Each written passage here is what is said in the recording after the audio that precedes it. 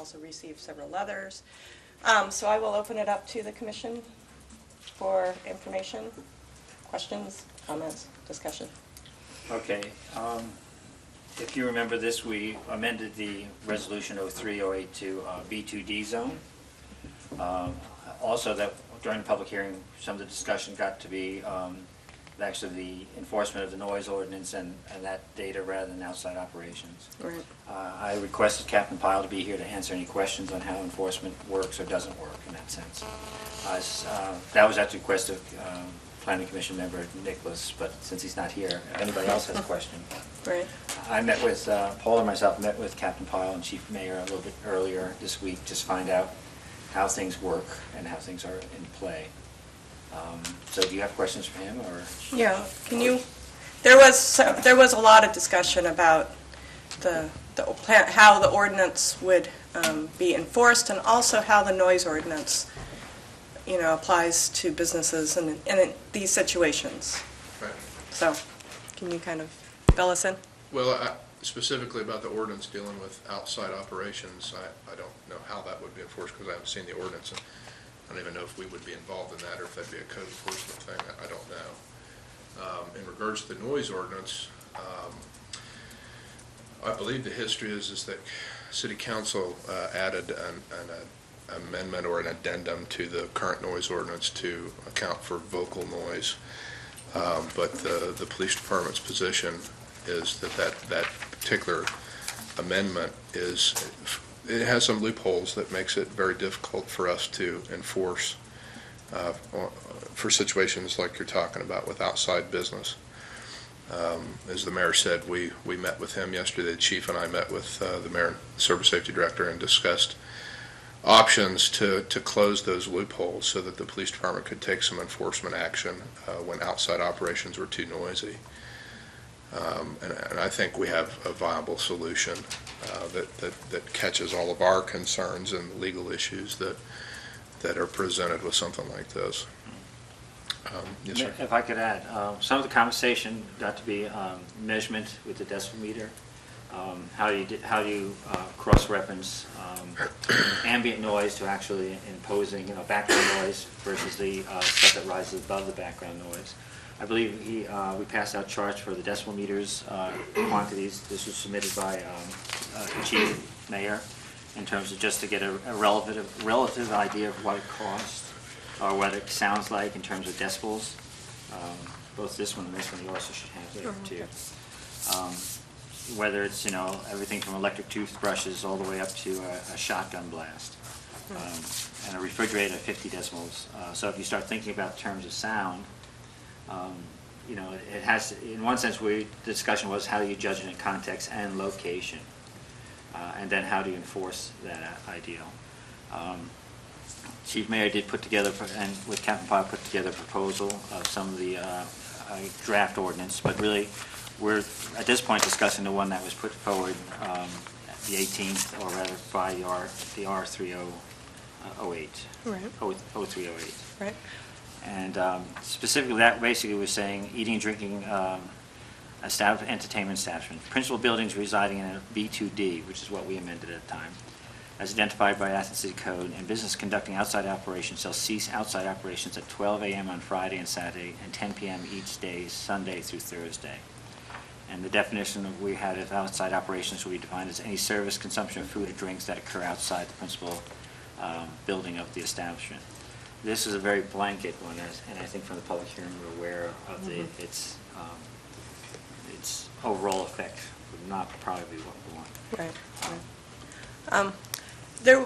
During the public hearing, several people mentioned how would, if the police were to enforce something like this, and there was concern that all of a sudden, say at some bar that has an outside patio has, they come in and then the police do find that it's that they're operating after 10. There was concern about when the operation, how the police would be able to enforce it if they didn't close down at 10, and that there was this concern that 400 people would be put on the street. That's what several of the businesses asked about. Is there a concern? I don't know of any businesses in town that have outdoor operations that would push 400 people Right, on well, the that was street. the number that was thrown out, but, And my guess is that the people, that if we shut down an outdoor area based on whatever ordinance was passed,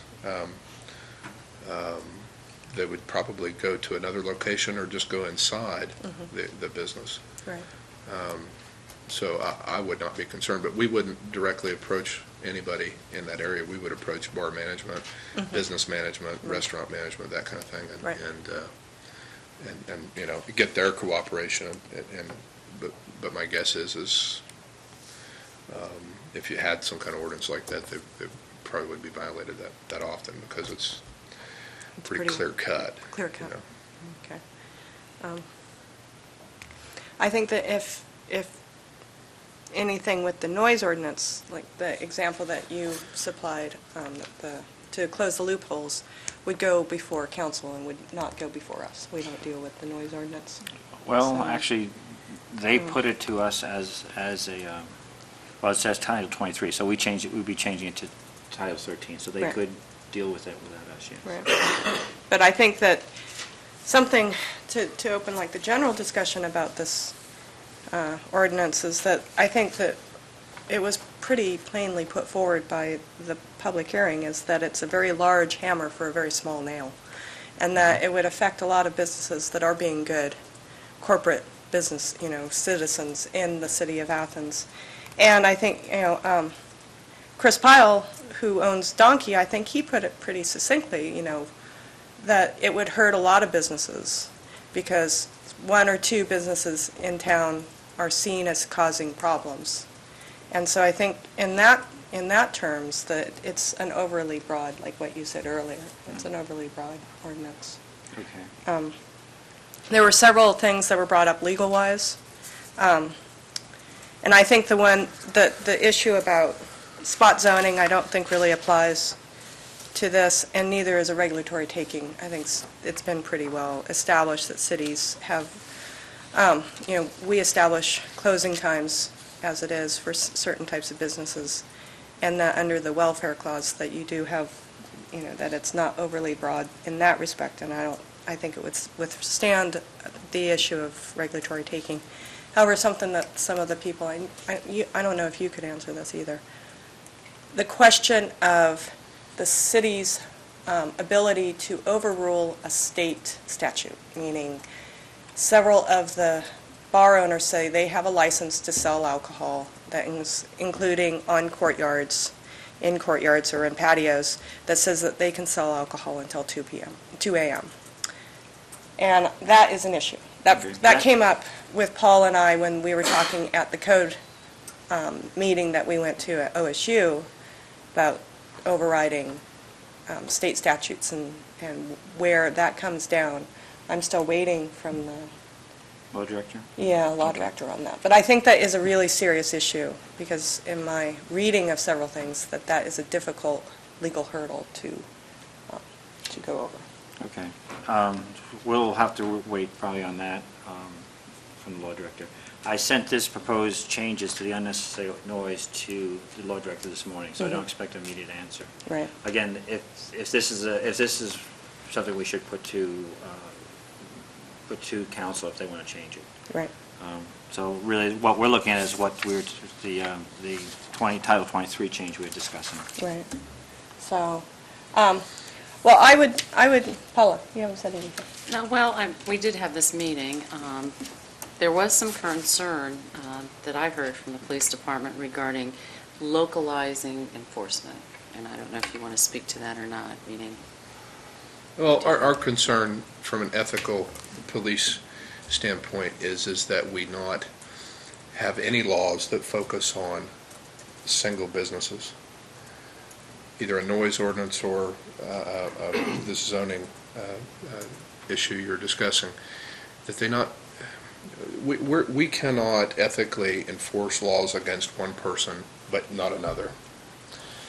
Our job as law enforcement is to enforce the laws uniformly, as much as possible, uniformly, and fair and equitable is what we're talking about.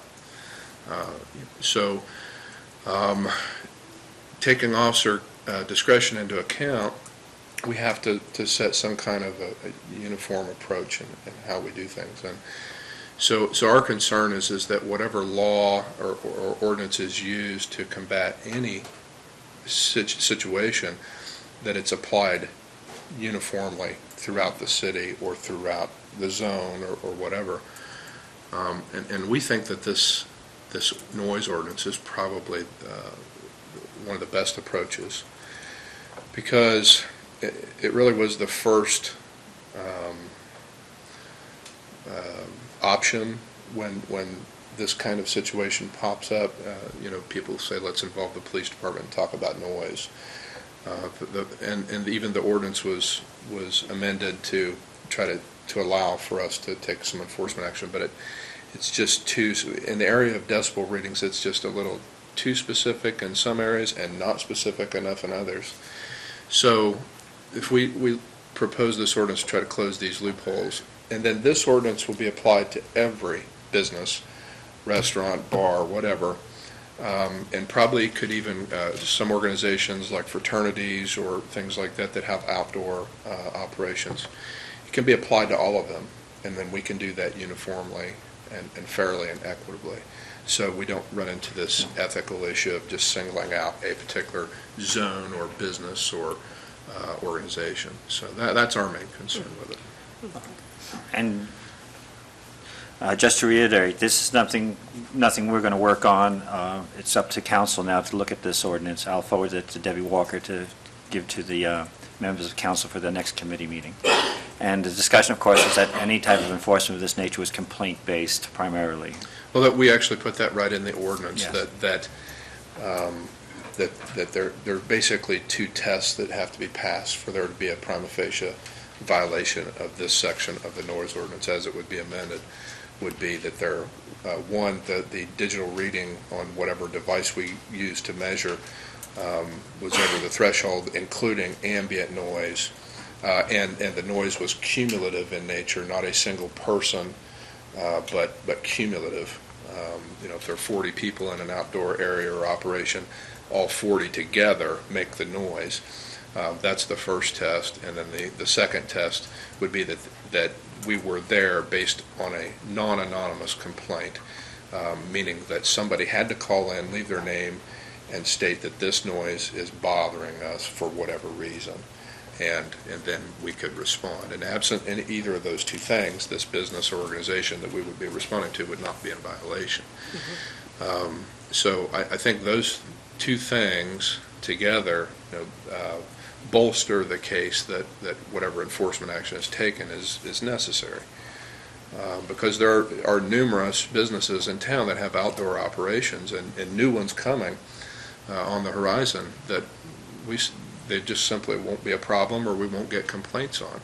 But they all have the potential to be complained about from one time or another, situation dependent. So, trying to approach it in this manner makes it uniform, and I think we could solve some problems like that.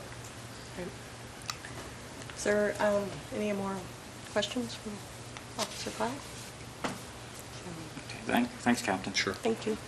Okay, well, I think that I've heard from between the meeting the public hearing and now, is there any other questions? Or should we call a vote?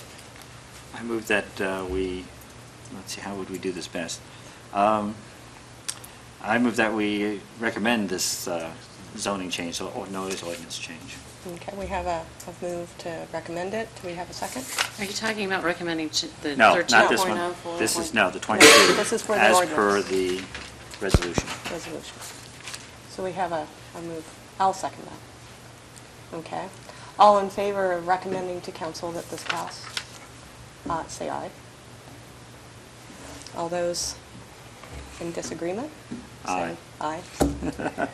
So So the resolution, the council, Recommendation. the recommendation has not been, I don't know, what does the commission do? Decline. Decline Yes, I don't to know. approve the resolution R0308, and we will put forward to the council that we have declined it. Plus, we will put forward, and with the help of the Athens Police Department, put something forward that hopefully will answer the citizens' question about, noise, and also the businesses' concern about their business operations. And I think that is that's the way it should work, is that working together and trying to find compromise to solve these issues that we have. So I'm pleased with how we've come to hopefully a better solution to this problem. And we'll put all this information forward to council. Okay. Okay. Next communication? Next communication is, Captain, you can go if you need to. yeah, if you want to go. Okay. Anybody want to go? Knutson's Commercial Properties on Columbus Road. Knutson's? I think that's how it's pronounced. You can We'll find tell out. us. And they're the Title 41 preliminary meeting. Okay. State your name and where you're from. Glenn Knutson, Okay, Knutson. Okay. Okay. One Deer Drive, Athens. Okay. Just tell us about your project. I want to build a office building on Columbus Road on the property toward town from the present Holzer building. It would be a one-story building on speculation. I do not have a tenant lined up at the present time. The building would be very similar to the 3 buildings I built right across the street in the last 10 years. Okay. Okay. And we have a preliminary blueprint here, schematic. Paul, where is, at this point, do you know where the checklist is for section 41? Meaning? From the code office had a checklist. Oh, right. It was a preliminary draft. That is correct. Okay. We have not given one to Mr. Knudsen. Okay. We have been in contact right now with wellhead protection. Come up and sit by one of the mics. there, Sure. Paul. We have notified the proper parties to review Mr. Knudsen's plan. Andy Stone has referenced back on it already. Water and sewage also have. Police and fire have looked at it as well. And nobody has had any problems with it yet. I did provide Mr. Knudsen with an elevation certificate with a base elevation prior to the meeting. And there's as of right now, there's some basic input and feedback on what we would like to see, but there's been no concerns about the building or the structure itself. Okay. Have you talked to or contacted the tree commission? No, I have not yet. I would suggest that you do that fairly quickly, because their Okay. meetings tend to fill up Okay. quite quickly. So, questions? So, go The ahead. the first step under anything under Title 41, what we determined was the wellhead protection permit. And so Mr. Knudsen has picked up the application. in I the packet. filled that out and gave it to Paul at the beginning of the meeting. Okay. So once that's been, the point about getting on the other commission list, on their agendas in advance is very valid, because they do fill up, so. Okay, so if I understand, the next task is actually for him to fill out the checklist and go work his way through the requirements for Title 41, which is basically just, as stated, as checklist, making sure wellhead protection's in place, floodplain's in place, all the other requirements, to start working on that. You haven't received yet these comments. I'm waiting on the different departments to send it to me electronically, and then I'll forward it to you, what they're Okay. saying. It's very preliminary, and they'll have Okay. to, of course, review your full plans once you've received those. Okay. Is there any comments about the journal thing? No. No, it looks viable, it looks okay. So the entrance is, you have one entrance on Columbus Road, Correct? and you're going to actually have a linkage to the original Holzer area as well. So you actually, it looks like there's an opening going to your adjacent property. To get to the existing extra parking lot that's on my property. Between the two. Between the two. Okay. You would use the driveway that goes to Holzer property now. Okay, Okay. sounds good. So Paul, can you give him the checklist? No problem. And it's just a question of working through it. Do you have any questions? So what do I have to do now, or what's the next step for me, other than getting in touch with the tree commission? I can arrange, I'll forward an email to the tree commission this afternoon and copy your email on it to Okay. notify them. I believe their next meeting is, I think, next Thursday, maybe this Thursday, but I will check with them and get you Okay. on the agenda. Great. So then I don't have to do anything till you get in touch with me. Correct. And the checklist is kind of a map of how to go in all the areas that you have to contact and discuss things with. And it looks like you have started that, and Paula's waiting for things to come through. Okay. I believe you may have a copy of the checklist from the preliminary meeting you and I had about a month or two ago, but I can, Okay, I don't remember that I have it. that's no problem. Resend it to him? And then once we all hear back from all the miscellaneous parties, and then you come back before us, and we give the final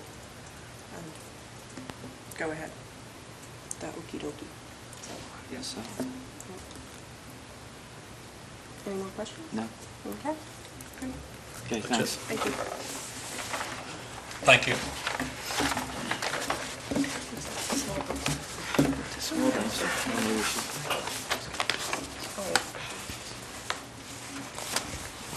They tell you it sounds bad. Okay, the next part on our communications is Soul and Bloom Realtors for their project at Madison Heights, which is at 252 East State Street. Okay. Hi, how are you? Good. And just for the record, we should clarify, it should be diversified properties of Athens. Okay. Oh, okay. Not a big issue, certainly where we're at. Correct name always helps. Yep, that's good. Okay. Do you want to just walk us through what you got there? Yeah, this is a little bit different than typical. I'm going to give you a very brief history, and I've got, provided you with the materials there to help you walk through it. Our company purchased 252 East State Street in 2005, and we have, in your packet, we had an original approval, which was by variance from the Zoning Board of Appeals, to develop and construct a 24-unit owner-occupied condominium residential facility on site. And that, again, was accomplished in the fall of 2005.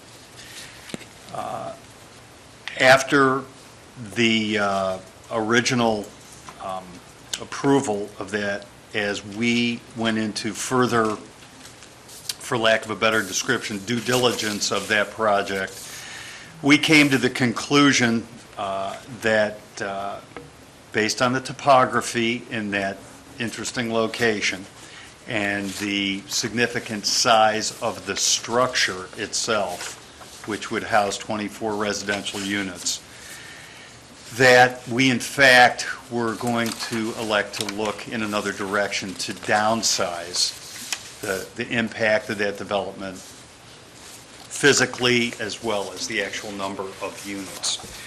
So we went into another period of research and discovery, ultimately culminating with the plan, which you have in your packet, which was six attached residential units in a condominium structure. And that's the rendering that's, we have a rendering of that building in there.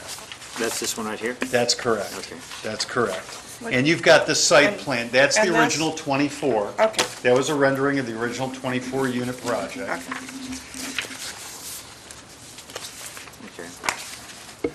And then, once we determined that those 6 units seemed to be appropriate to develop in that location, based on a number of issues, we set forth and, in conjunction with another group, we put together the plan that you have in front of you, which ultimately was approved by the state of Ohio, and we received the building permit. I've got copies of all that in there for you to move forward and construct that. Okay. Okay? So This that, one was. that's approved by the state, we have a city permit for Okay. that. We could leave this afternoon and begin construction on that according to our information. We have constantly, and I don't know whether this is good or a bad thing, but historically, maybe it's old age, I'm not sure, but we discuss our development agenda ongoing with everything we've done, and those of you that have had experience with anything we've done before know that we are inclined to tweak, alter, and change things from an original plan. And that is just based on reaction to what we think is appropriate based on existing market conditions, existing community needs, and even more so today, I could even say existing economic realities in the marketplace. Our current alteration that we think is very much in keeping with the existing approval is still 6 residential structures. The significant difference, and I'll go over specifically what those are, again, keeping a condominium concept in mind, the entire parcel will remain one condominium. All the land will be in fractional ownership by 6 owners. Probably the most significant 2 points of change are that we want to move forward with keeping the existing commercial structure, recycling that and retrofitting that into a residence, as opposed to removing that, as well as there's a double garage that sits on that property. We would be, removing those 2 existing buildings, which we think we can recycle and reutilize and turn that commercial into a nice residence. Then take what originally was going to be 6 attached residences in one significant structure and a significant excavation, and downsize to 5 single-family detached units, which gives us the same number of residential structures that we had an existing approval for. And these are, in our mind, the reason, our collective minds, the reason for that request.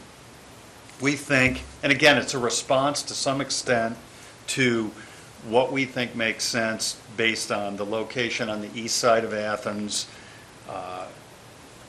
current economic realities, that exist in the housing market as far as needs. We think that's more efficient use of this entire parcel of land, specifically using an existing structure as opposed to removing it.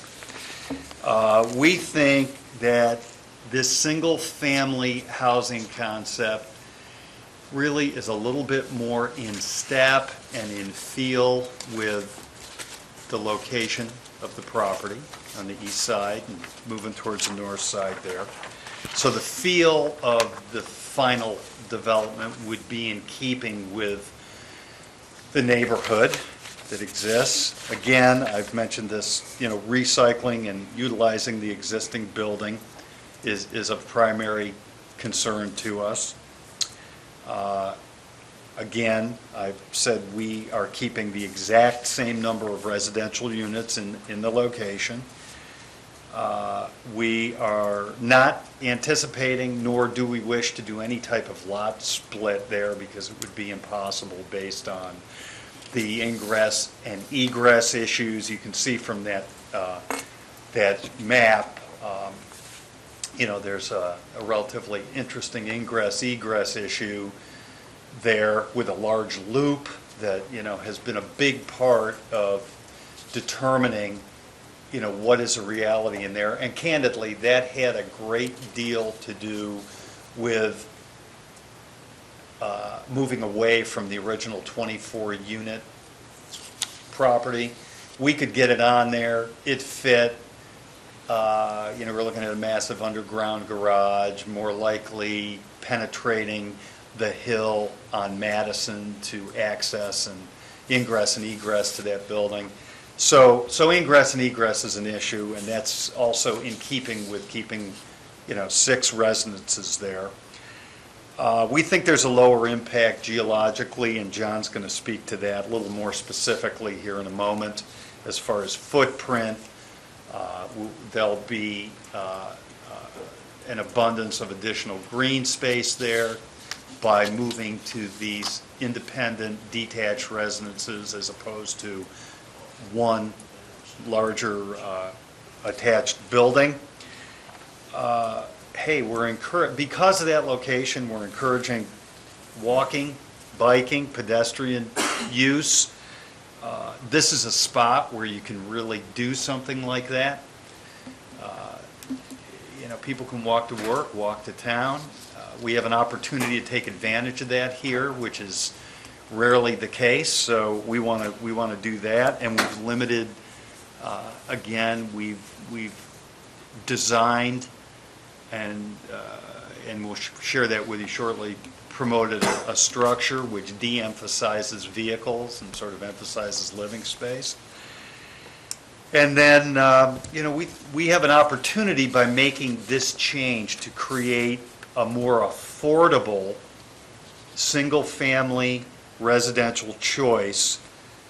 I hate to keep driving home the point at a price point during a time of economic duress, but hey, if anybody watches Larry King, they know that's happening.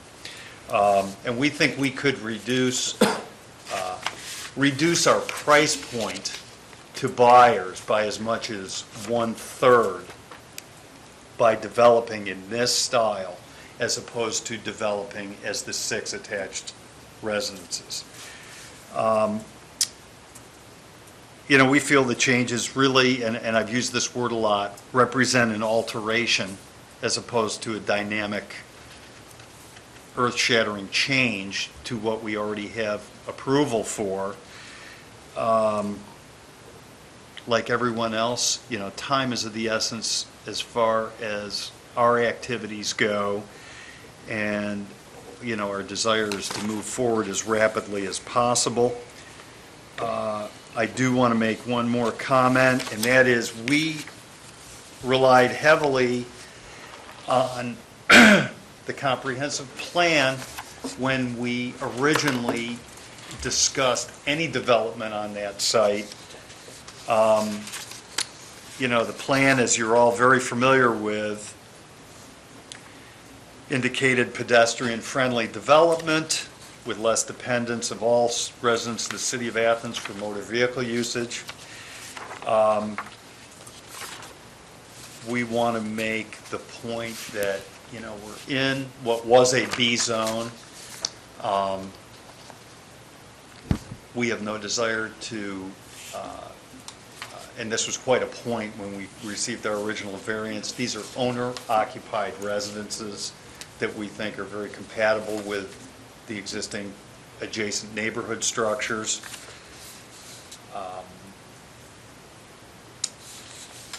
And finally, a comment right out of the comprehensive plan, and it was a quote, "One measure of a desirable community is that it offers its residents adequate choice in housing options," end quote. This is the direction we as a company are moving in, is after 30 years of a number of different developments that we've accomplished, it's pretty obvious to all of us that, you know, we're moving into a new era of what is really important to have as far as choices go, and that's nationally, but locally, we want to be on the forefront of doing that. These will be more modest in size, they will be more affordable, and we're really pretty excited about it, and we're ready to get going as soon as we can. Now, we did have a conversation with Paul, and Paul directed us to have this conversation. I will say this, I don't know where this will go. You know, our sense was we were really in an alteration. We were not at square one of let's come to the Planning Commission and start day one. John's going to address conversations that he's already had on a technical basis with sewer, water, fire, you know, square footage, topography, and things of that nature. So that's very important to us as we move through this, is getting some sense where we're going, because it's a project we'd like to begin, obviously, as soon as possible.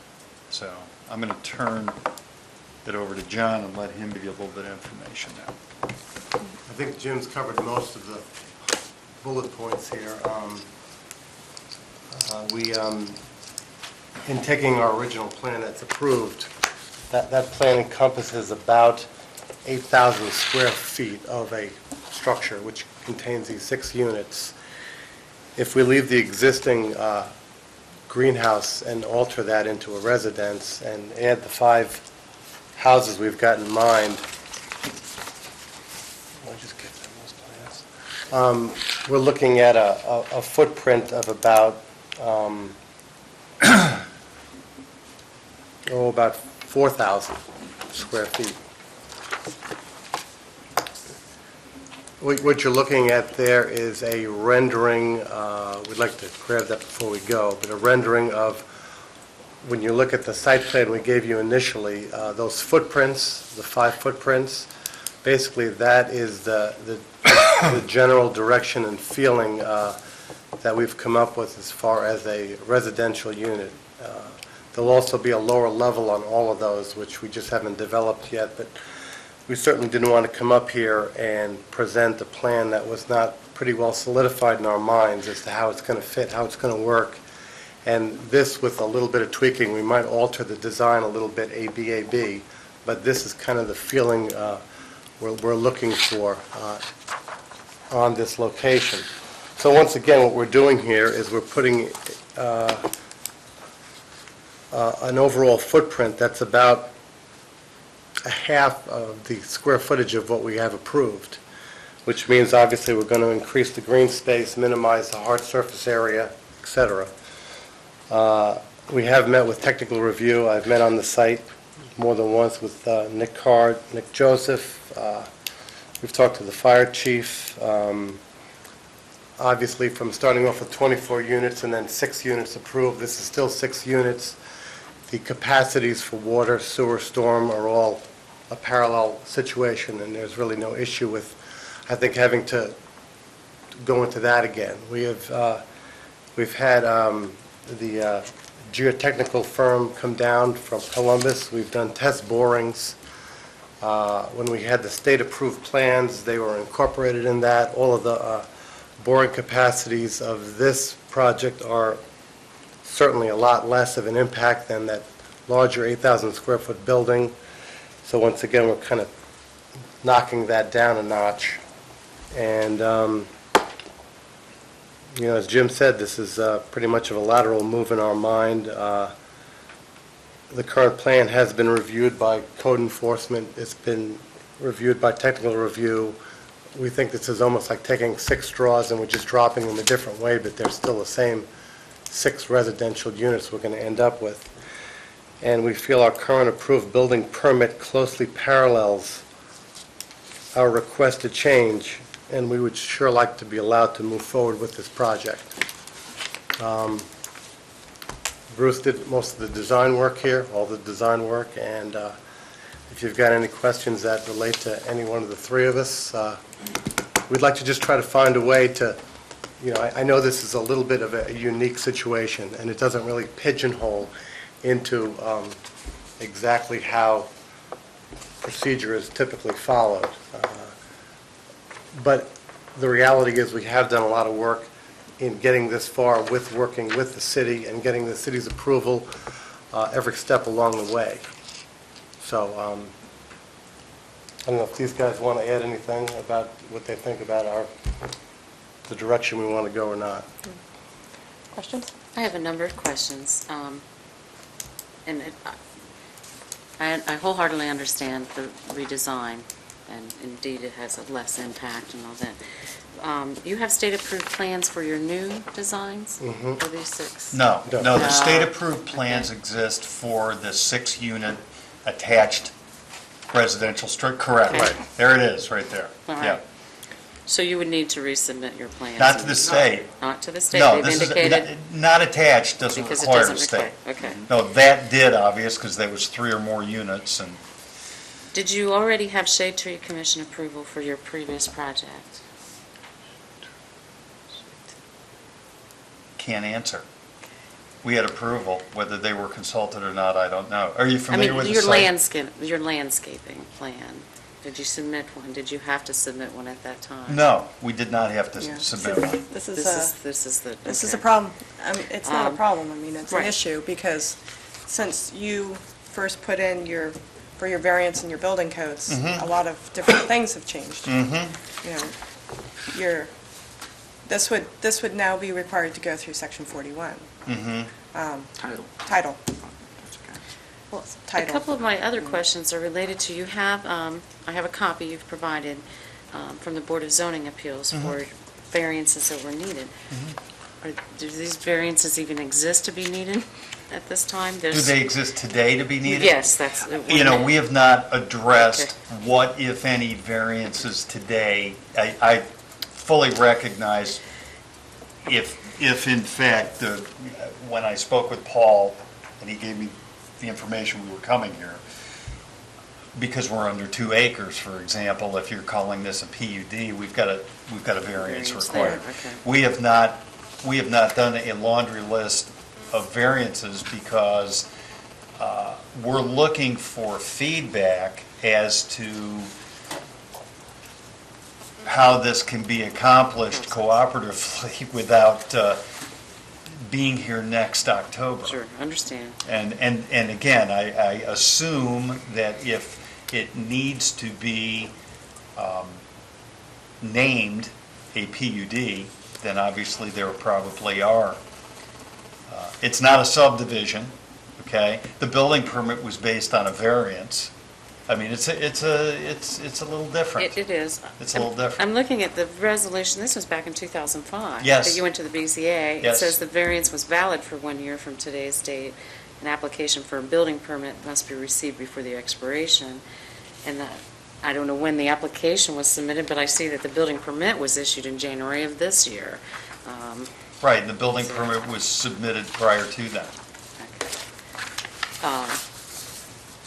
I support the concept as far as how we can assist in terms of expediting this through.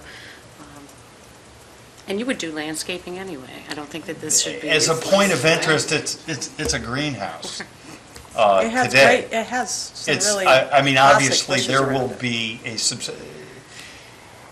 if you have an opportunity to make an on-site visit, you will see that the entire site is currently landscaped. Every design concept from day one primarily was taking into consideration the greatest amount of mature trees that exist. There's huge fir and pine trees that border Madison, and one of the reasons we determined we weren't penetrating Madison to come in for ingress and egress was that we'd have to take every one of those trees out. There is going to be some disturbance to the site because the site is very compact. But, as to planting additional trees and vegetation, that's something we would do anyways. So questions. Basically, according to Resolution 0523V, is that this is for a 24 dwelling unit structure in one big building. Correct. you're talking about going to 5 smaller structures now. 6 Six, total. sorry, 6, yeah, Six. including the greenhouse, the Mhm. shop. How many, so in terms of bedrooms, how many bedrooms are we talking about here? How many bedrooms? Well, okay, Well, you got a 24 plan. units versus... You got a plan in Yeah, so front it of says you. 5 new houses, and this one looks like 2 bedrooms per house. Is that what I'm reading? That's Bedroom. correct, with the ability to take the lowest level, which we, at this point, have determined is unfinished space, which would be, Open to grade. it would be plumbed for the addition of a additional bathroom, if an owner determined they wanted to spend additional money to put a bathroom and a media room, or an additional bedroom, or a family room, that space exists. So ultimately, you could have 3 bedrooms. 2 to and 3. 3.5 bathrooms. Okay, so you could arrange between, you're saying arrange between 12 beds to 18. Right. So it's Yeah. a reduction in beds in general. Every Oh, yeah. unit would have 2 bedrooms, possibly 3. Okay. And if I'm looking at this as a 2-story structure, so therefore really the variance that was given in '05, which was having to do with the height of 39 feet, is probably not, you're probably not going to hit 39 feet. That'll be with the two- less. Yeah, okay. I guess looking at both plans always had the same one within, as you say, a driveway loop, gravel lane. I assume one's going to be egress and one's going to be ingress, or is it?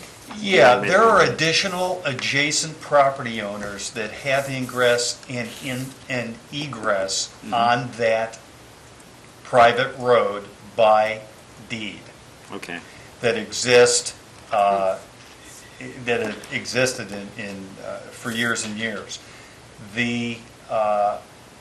It's actually 2 pieces. Originally, there's two descriptions of property that combine to make this entire piece.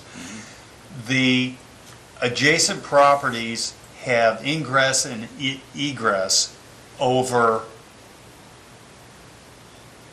by deed, one part of that loop.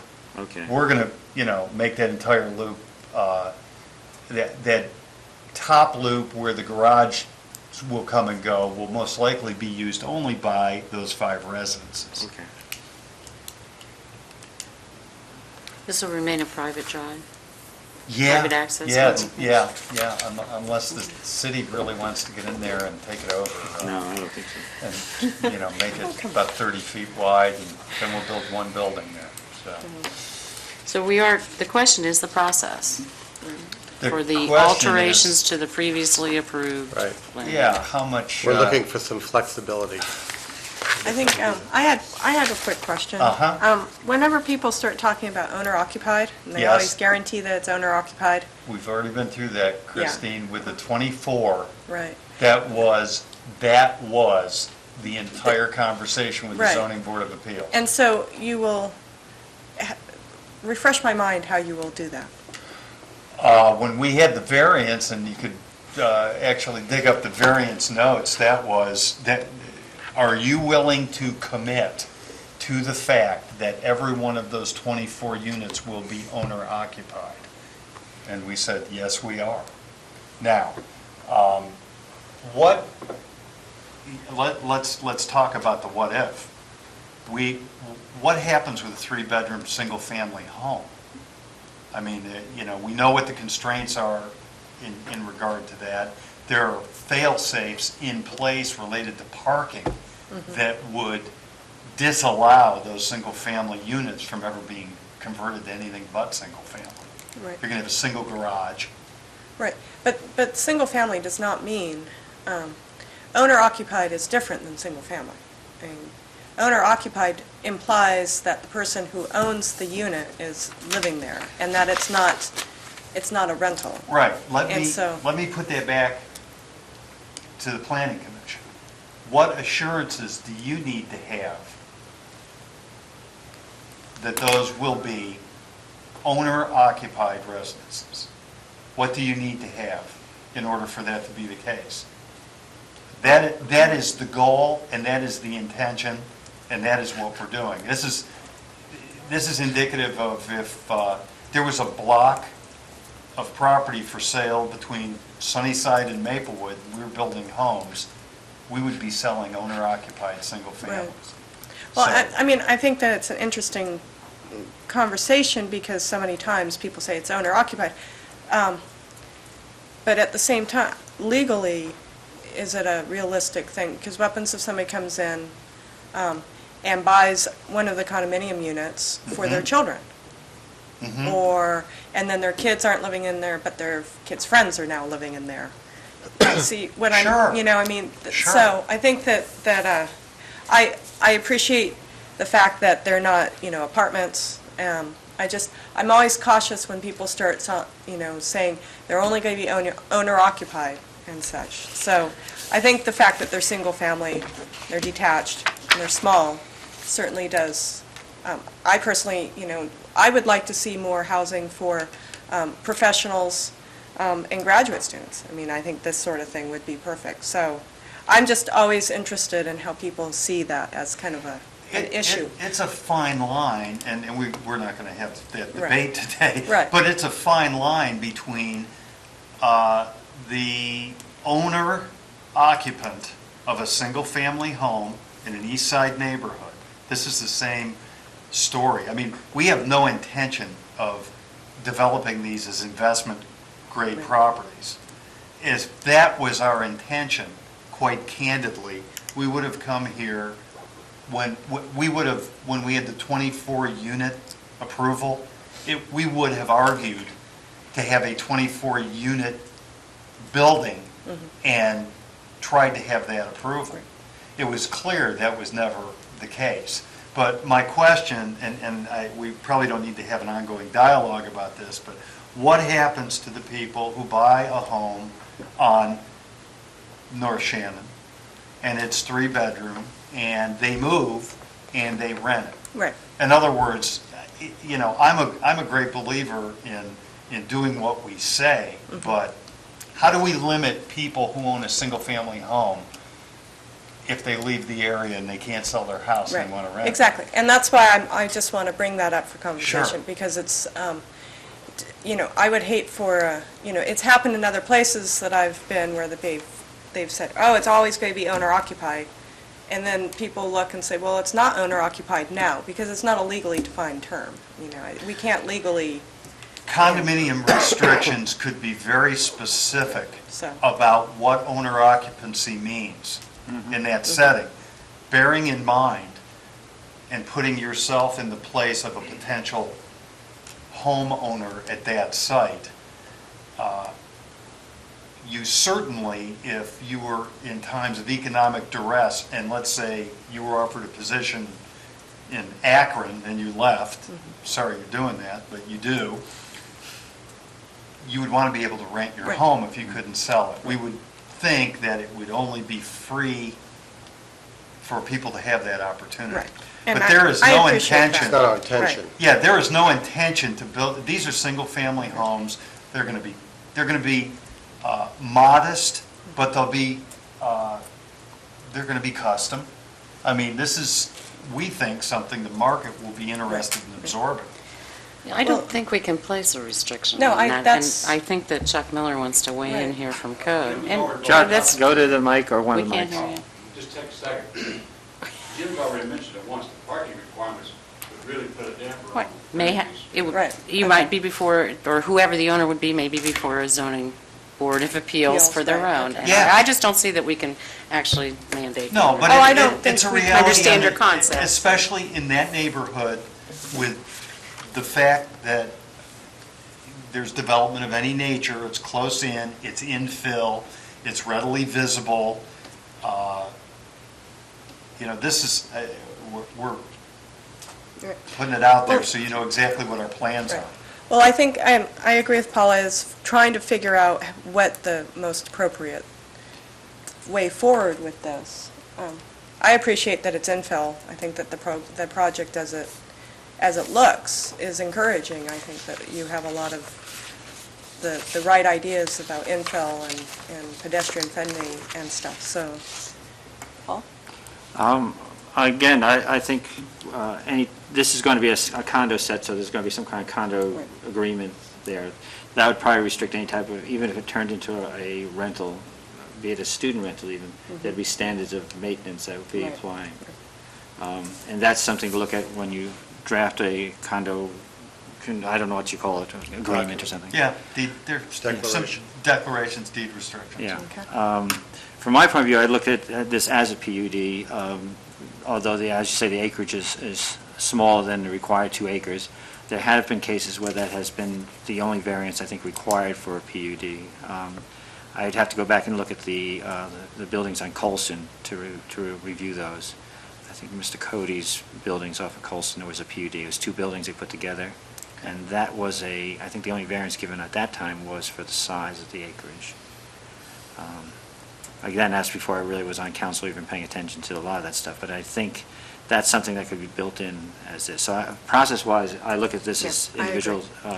I look at it as a good design, actually, Yep. and I look at it as something that's doable. So can we vote today To what? on the variance for the planned unit development and allow them to get the other That would have to go, reviews? Does it have to go through the BZA? No, no? I don't think so. no, I don't think so. Okay.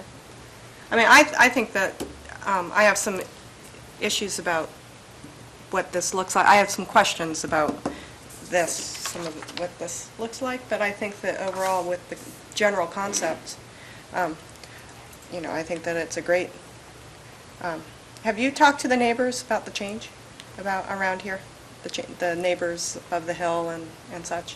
We talked, no, we talked to the neighborhood association Right. at the time we were doing the 24 'Cause unit. Yeah, okay. And So- then, candidly, it was sort The of, obvious is the it's our DR. sense, we're going to 6 units, we had 24. Right. We didn't really, we Well, I know- thought they would be welcome. Oh, yeah, I don't think that there's any issue with the neighbors. Yeah. Though I have had people say, what's going on with the flower shop? So, maybe a letter to the neighborhood association or something saying, hey, these are our plans, they've changed, and here's some pictures. And then if at one of the neighborhood association, the NINA meetings, it can be brought up and said, this is the plan. It's just, my experience with the East Siders, the more information they have, the happier they are, the less flack they tend to give. I think So- that's with anybody. Well, it's my experience, I only have East Side experience, so. I mean, So- we're happy to share the information. We're at a point where, for example, the floor plan and the rendering that Bruce handed to you, that's company material today. We're not really prepared until we get a real sense of where Right. we're going. I mean, our intention and our desire is to build exactly what you see there. That is our intention. If, in fact, it appears that it's a year from doing that, we need to take into account what our existing permit allows us to do. And do we, our goal is to put that together. Right. But I don't know exactly where we are about sharing floor plans and designs Right. without really having a sense of where we're going. Well, And I and- think maybe Right. once you communicate either directly to us or through Paul to us, so we could get some realistic sense of how we're going to do this, then I think you're right. I think that communication makes sense, and I'm very comfortable Right. doing that. Well, I think that what Paul and Paula have said, and I agree with, is that it probably should go under a PUD with the variance. And I would be more than happy to vote on a variance today. Well, again, I think it should go as a PUD. I think, again, I really would want to review the PUD process, tell you the truth. Sure. This is this came in front of us last time we were looking at this with something different. But I think it's, I would say I'm very favorable to it, and I don't think the variance for the size is such a problem that, to stop anything. Right. I don't think we need to really vote on it today, but I think that this can roll right across, ahead. Again, I want to look at what the requirements are PUD and what you need to give us for us to say this is a go. You get it to us, we'll respond. Okay. I mean, if you get us questions, we will have answers to you rapidly, and that's all we could ask Right. for is that we try to bring the thing to a head so we can look at a realistic time. Well, and I think that with good communication, a PUD process doesn't necessarily have to take that long. So, We've had some long ones. yeah. Well, I do have one question. Yes. I haven't been apprised of any site reviews. So you say you've been meeting with the water, sewer divisions. Was this previously? Yeah. When it was the 24 design? Oh, yeah, going But back. not with this new design? And This is the first Well, place, other than okay. speaking to Paul, this is the Okay. only place Okay. we've discussed this at all. so But what John we might will wanna do, comment on it. when we got Did state that- approval for the 6-unit building, which is something we could start today, we met with everybody out there on the site. So they're all, I mean, everybody's aware of the plan, or at least a plan. The plan- that The plan. previous That plan, plan. right. That plan, Okay. which again is, in concept, the same number Right. of residents. Yeah. So, Okay, and I guess the other thing to look at this as a PUD is to see if there are any other variances required. Offhand, looking at the conversion of a residence flower shop to the residence, I don't know what the setback requirements are on there, but again, you and I both know PUDs are flexible in terms of Yeah. that type of Right. stuff. Yeah, plus it's an Give you more- existing structure. Yeah. right. And Yeah. that's a B3. And again, that's where our comprehensive plan goes in terms of reusing structures and infill. So- Yeah, yeah. So, I mean, again, that's- I don't see any objection to this, and again, I'm just making sure the process gets followed, that's all. So, Well, So we're all what- about the process. yes. So what Hopefully, we're a good result. Yes, I hear, we will look at exactly what we need to do on our end. We will communicate what we need from you. One of the first steps is looking at the site and doing a preliminary site go-over and review. Okay. But I would feel more comfortable if we had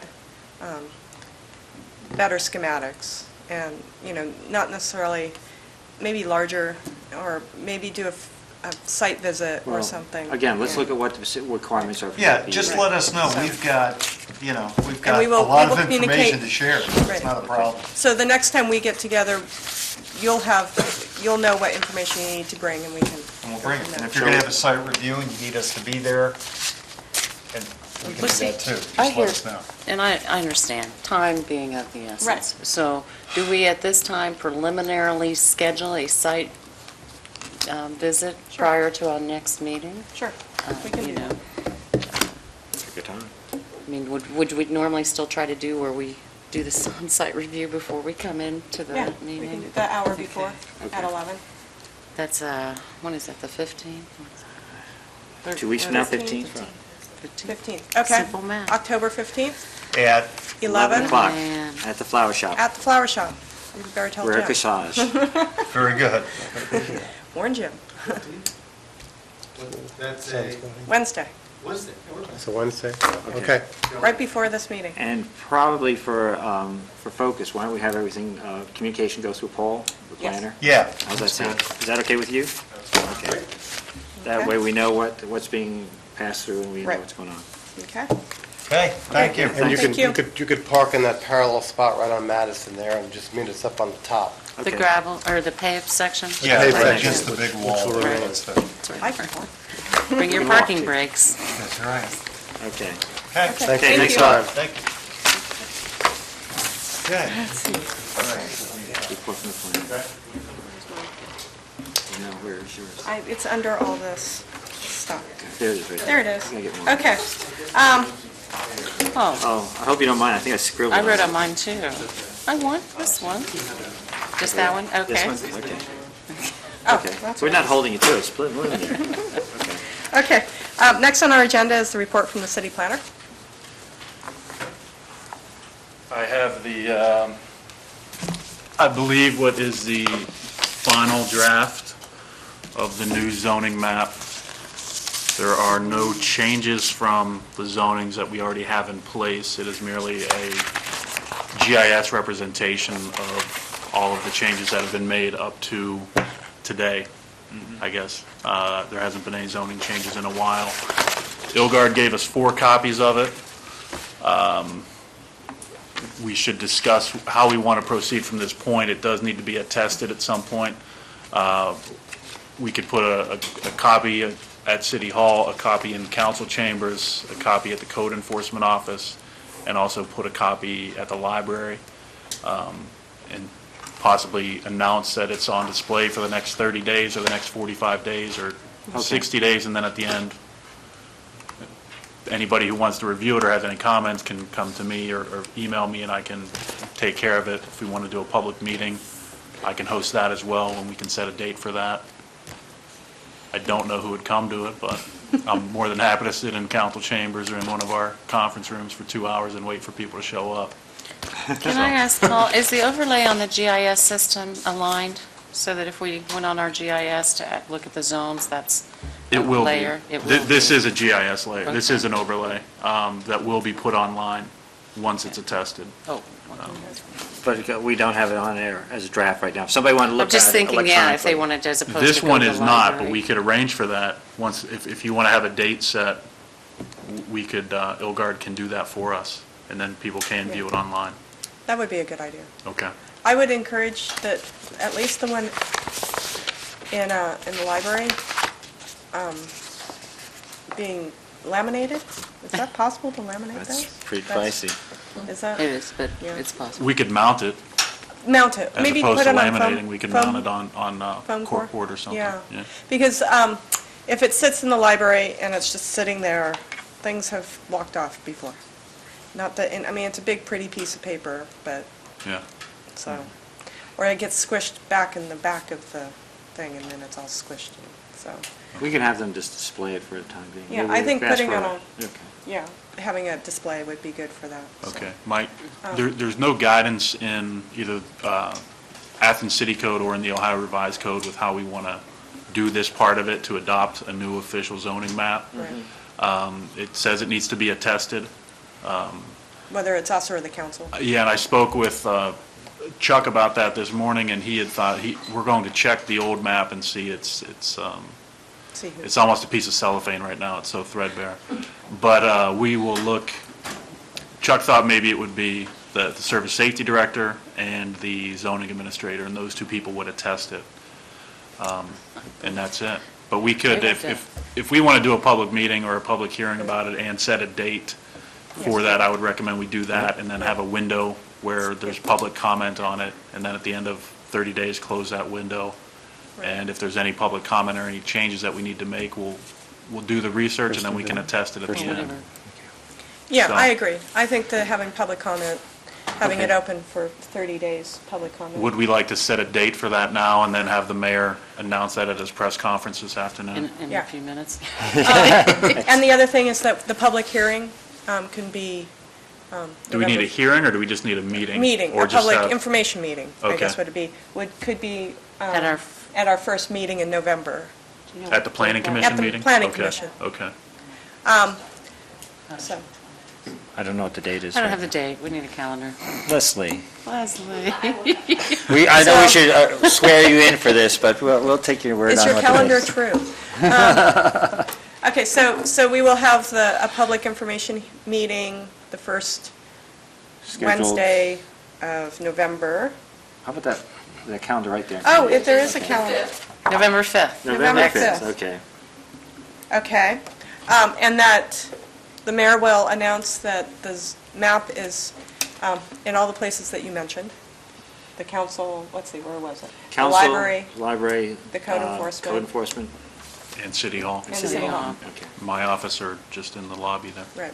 Probably So- in your office if they want to come in. If they can come up here, as you say, any of these places. Okay.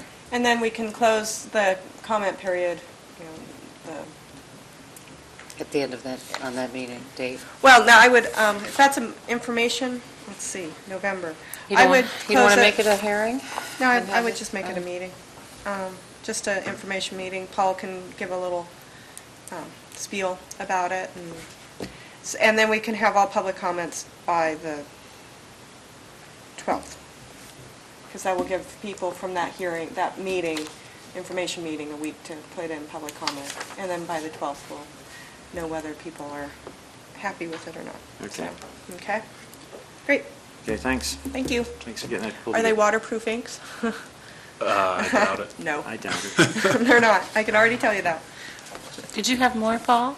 Not really, but I do have the preliminary firm maps, as well as the flood insurance report on my desk.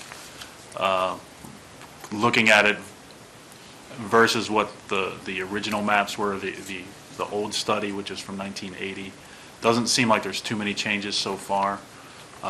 Some slight ones here and there, slight changes with elevations, et cetera, but nothing major. The FEMA will conduct a public meeting at some point, and then there'll be a 90-day period from that point for public input on the new firm maps. They have not set a date for the public meeting, though. Bob Eichenberg and I have been in conversation with them over a few issues we've noticed on it. But they said for us to wait until the end of the 90-day period, which hasn't been established yet, and then we can put all our comments together and go forward. So Great. that is all. Okay, and just one question, you are still working with Elaine about the...